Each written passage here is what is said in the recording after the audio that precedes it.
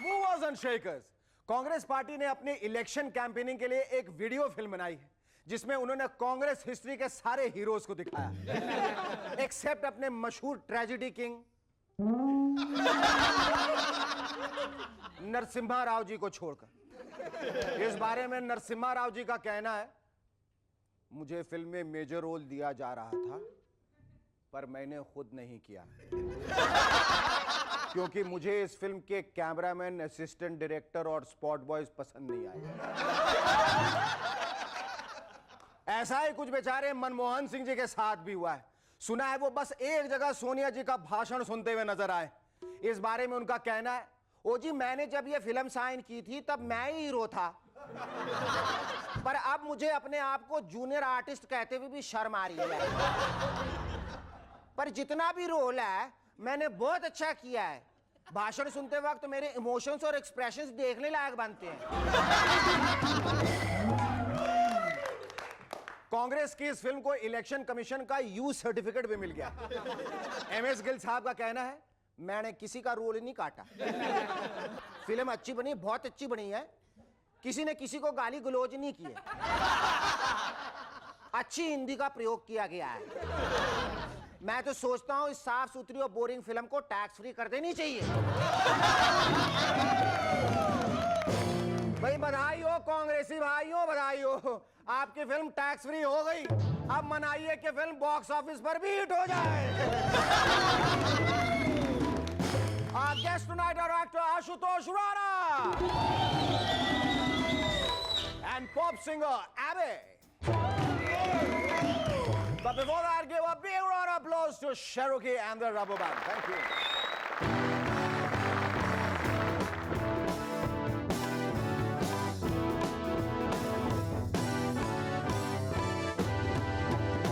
Hello, welcome back.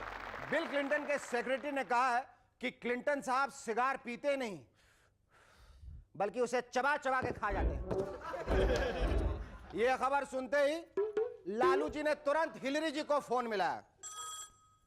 But कत्ता बार दर्जी को कहा कुर्ता का बात छोटा सिला करो, जब देखो फोन पे अटक जाता।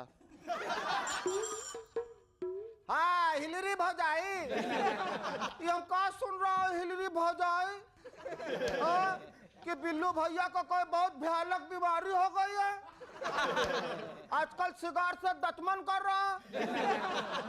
भौजाई हम तो कहता हूं कि उनका इलाज अगर अमेरिका में ठीक से नहीं हो पा रहा है तो आप कहें तो हमरे आगरा के हॉस्पिटल में उनके लिए एक बेड बुक करवा दूं का? या फिर कांके में, या फिर बरेली? कब भौजाई बरेली कहाँ है? अरे वहीं जहां साधना अपना झुमका गिराई रही जब वो बहुत हुमच कर नाची थी। साधना कौन? अरे जिसका हेयर स्टाइल हम कॉपी किया हुआ हूं। हाँ भौजाई हमरा बाल भी साधना कोट है ना। ये साधना कोट है भाई। So sweet, so sweet. पिछले दिनों अटल जी ने हरियाणा में कहा, पता नहीं कांग्रेस को क्या हो गया है, जब देखो किसी ना किसी की सरकार गिराती रहती है। पहले चंद्रशेखर जी की गिराई, फिर देवेगौड़ा जी की गिराई, फिर गुजराल जी की गिराई और अंत में इन्हें कुछ नहीं मिला तो लेके मेरी ही सरकार गिराई। अटल जी के इस कमेंट से लगता है कि कांग्रेस को सरकार गिराने का एडिक्शन हो गया। कहीं ऐसा ना हो इस बार इलेक्शन हो, कांग्रेस भारी मतों से जीत जाए, अपनी सरकार बनाए और फिर खुद ही गिरा दे। भाई एडिक्शन है। कांग्रेस की एक रैली के दौरान 25,000 की भीड़ को हाथ हिलाता देखकर मनमोहन सिंह जी अपने आप को रोक नहीं पाए, बेकाबू हो गए और जैसे कि कांग्रेस की प्रथा है लगे खुद भी हाथ हिलाने। सुना है हाथ हिलाते हिलाते थककर स्टेज पे ही गिर पड़े, फिर भी उनका हाथ हिलाना बंद नहीं हुआ।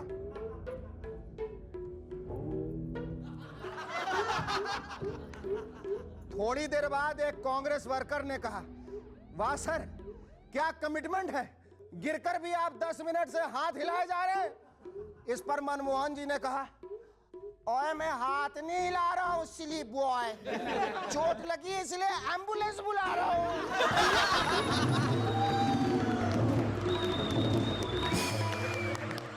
मिथुन चक्रवर्ती का कहना है, अपुन कभी भी बाप का रोल नहीं करेगा। बाप अपुन हीरोइच बन के आता है और हीरो बन के रहेगा क्या?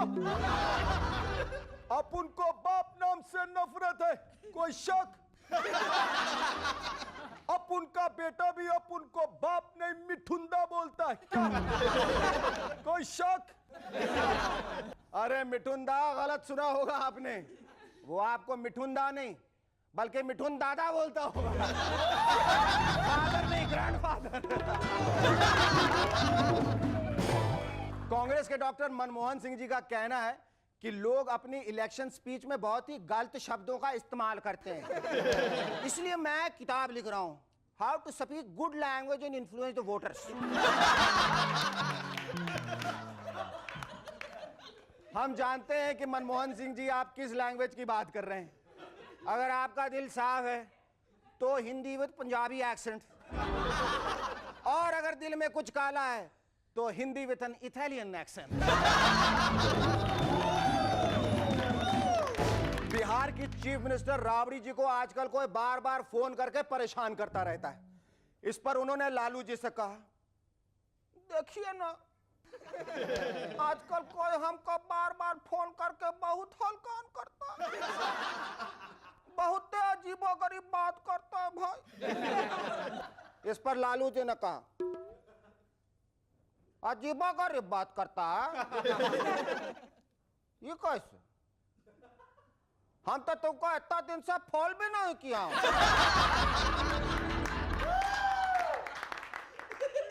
अरे कहीं ऐसा तो नहीं कि सचिनवा की तरह हमरा भी कोई डुप्लीकेट निकल आया?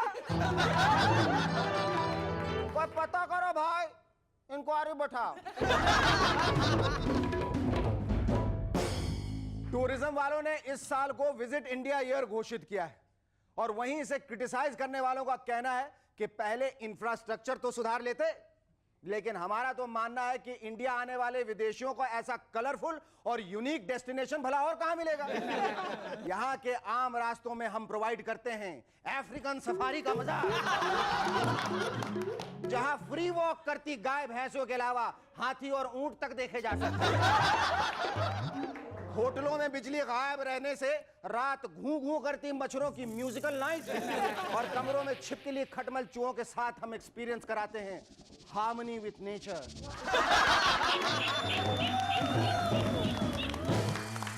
इसीलिए टूरिज्म वालों का नया नारा है, भाड़ में जाए infrastructure, visit India this year.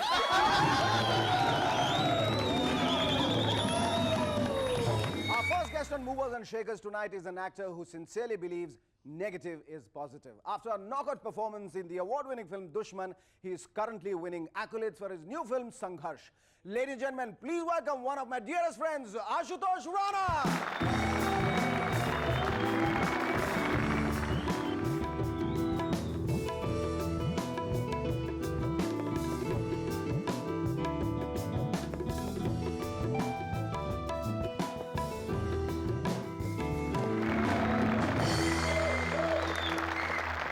Ashutosh, पहली बात तो मैं तुम्हें मुबारकबाद देना चाहूँगा जो तुम्हारी दूसरी फिल्म रिलीज़ हुई है संघर्ष, उसके रिलीज़ के लिए, और ये पूछना चाहूँगा कि संघर्ष की अपार सफलता के पीछे आशुतोष राणा या उसके किरदार का कितना हाथ है?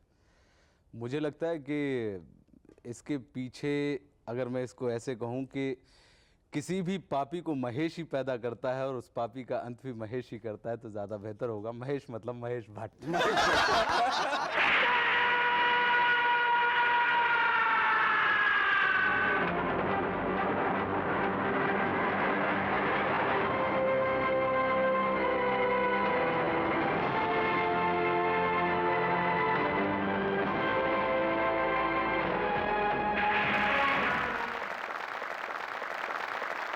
अच्छा ये बताओ कि जब पहली बार तुम उनके पास गए थे, महेश भट्ट जी के पास, इस आग्रह के साथ कि तुम्हें उनके साथ काम करना है, जी तो उनकी सलाह ये थे कि तुम उनके साथ सह निर्देशक बन जाओ। जी।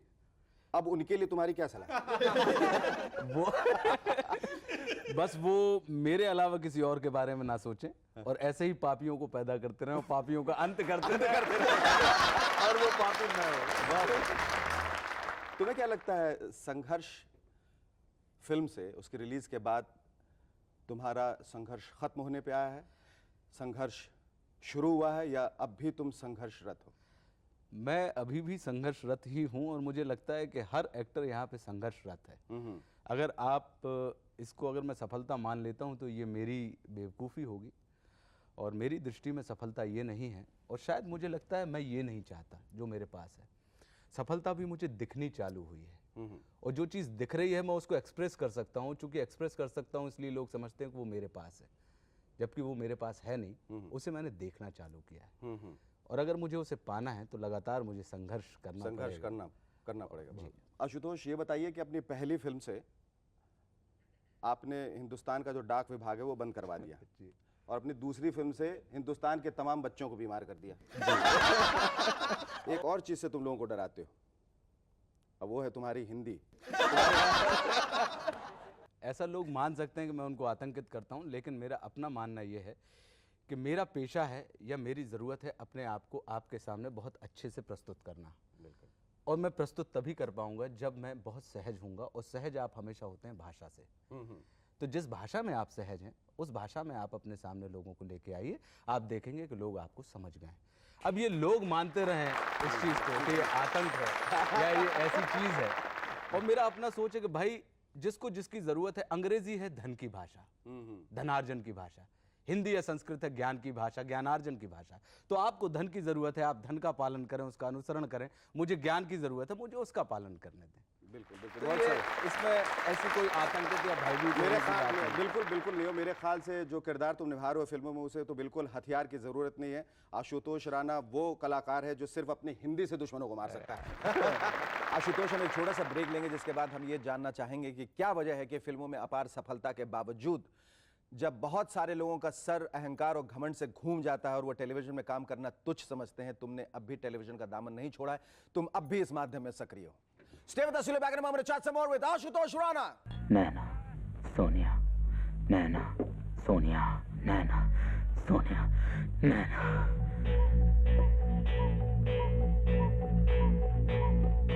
जो मिले सो अच्छा।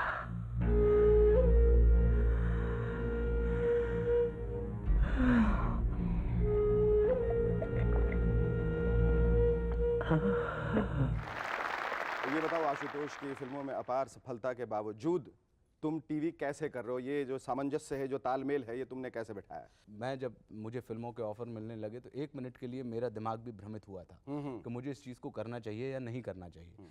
लेकिन मैंने गुरुजी से कंसल्ट किया, उन्होंने मुझे एक गणित समझाया। बोले बेटा एक चीज़ का ध्यान रखना, हमेशा ज़िंदगी में अगर तुम्हारे चढ़ाव आता है तो उतार भी आते हैं, और जब उतार आते हैं और तुम लोगों के साथ जुड़ते हो तो तुम्हारे बुरे समय में लोग तुमको पहचान जाते हैं और बुरे समय में फिर तुम डिक्टेट नहीं कर पाते हो, तुम कमांड नहीं कर पाते हो, लोग तुम्हें अपने हिसाब से चला रहे होते हैं, संचालित कर रहे होते हैं, तो वो बुरा समय और बुरा हो जाता है। तो अगर तुम अपने अच्छे समय में टेलीविज़न करते रहोगे और जब बुरा समय आएगा तब भी तुम टेलीविज़न कर रहे होगे तो लोगों को तुम्हारा बुरा समय नहीं पता लगेगा और यही तुम्हारी सफलता होगी। तुम अपने बुरे समय में भी लोगों को संचालित कर रहे होगे, उनको मोटिवेट कर रहे होगे। ये बताओ कि आने वाले दिनों में हम सिर्फ तनुजा चंद्र और आशुतोष राणा का समीकरण ही देखेंगे या कुछ और? नहीं, मैं एक फिल्म कर रहा हूँ बादल, जो राज कंवर जी के साथ है, जिसका हम क्लाइमेक्स शूट कर रहे हैं। शुक्र है, बाकी- शुक्र हाँ, है, हाँ। एक दूसरी फिल्म है सुनील दर्शन जी के साथ है जिसका नाम है जानवर। एक फिल्म है जिसमें मैं आउट एंड आउट पॉजिटिव आदमी हूँ, उस फिल्म का नाम है डेंजर। पिछली दफा तुम आए थे हमारे शो में तो तुमने एक बात की थी कि तब तुमने कहा था कि मुझे अब भी तलाश है एक रहगुजर की, एक हमसफ़र की। वो सफ़र उस हमसफ़र के साथ ख़त्म हुआ है, तुम्हें वो सही हमसफ़र मिला है या नहीं? अब ये सोच रहा है कि उस सफ़र में तो कितने सारे हमसफ़र में किसका नाम लूँ? ऐसा कुछ नहीं अच्छा। सोच रहा हूँ। उस तरफ से मेरी दृष्टि बिल्कुल हट चुकी है और पूरा का पूरा रुझान अब चूँकि वो एक ज़रूरत मेरी पूरी हो गई है, तो पूरा का पूरा रुझान अब मेरा अपने काम की तरफ है। कौन सी ज़रूरत पूरी हो गई? जो हम सफ़र या सफ़र और सहयोग की आप बात करते हैं, वो ज़रूरत पूरी हो गई, तुम्हारा ध्यान जो है पूरा अब फिल्मों में केंद्रित है, लेकिन वो हम सफ़र तुम्हारे साथ है और मेरे ख्याल से वो एक सकारात्मक ऊर्जा की तरह तुम्हारे साथ रहे और तुम इसी तरह नकारात्मक रूप से सकारात्मक किरदारों को निभाते रहो, यही हमारी सकारात्मक इच्छा है। Thank you so much. It was lovely talking to you. Our second guest on Movers and Shakers tonight is a young but talented singer. His debut album Josh is full of foot tapping yet melodious music. Ladies and gentlemen, please welcome Abby. That's Ashutosh. That's Abhi. Well, Abhi, that was absolutely wonderful. Let me congratulate you for your new album called Josh. Thank It you. says the wilds with a give a big hand. Josh. Lot of Josh. Can I have that, please?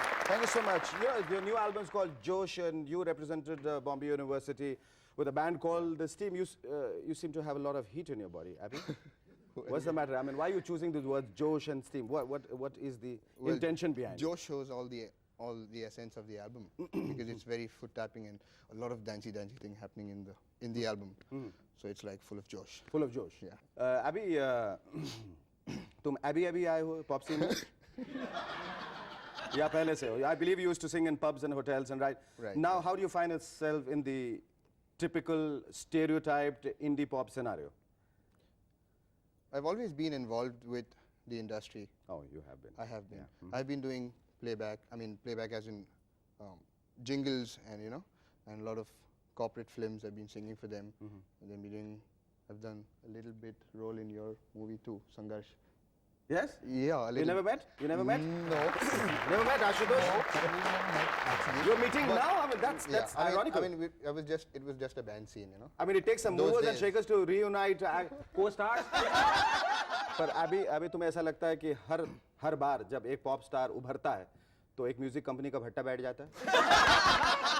I won't let that happen to my company. at Oh, least. good. I hope not. Definitely not. Abhi, I was reading about your album, and it says that the songs on the album are a mixture of playful, romantic, upbeat, and racy tracks. Which faithfully mirrors Abhi as a person? Sanam. Sanam? Asana. Yeah. What does the future hold for you, Abhi? Where do you go from here? Are you going to get into playback singing? Are you going Yeah, to I'd love to go get back to into- pubs and sing there? Are you going to stay Yes, here? I What? would. I would be doing all this also because that was live shows. That is, it's a very nice thing to interact with your audience. It's very nice. And playback singing, of course, I'd love to do playback singing. And what else would you want to do, Abhi, in life? Nothing. I'd love to sing all my life. You would like to? Yeah. I'd love to sing all your life. Here's wishing you all the best. Thank you. Thank you so much. It was wonderful talking to you. Thank you.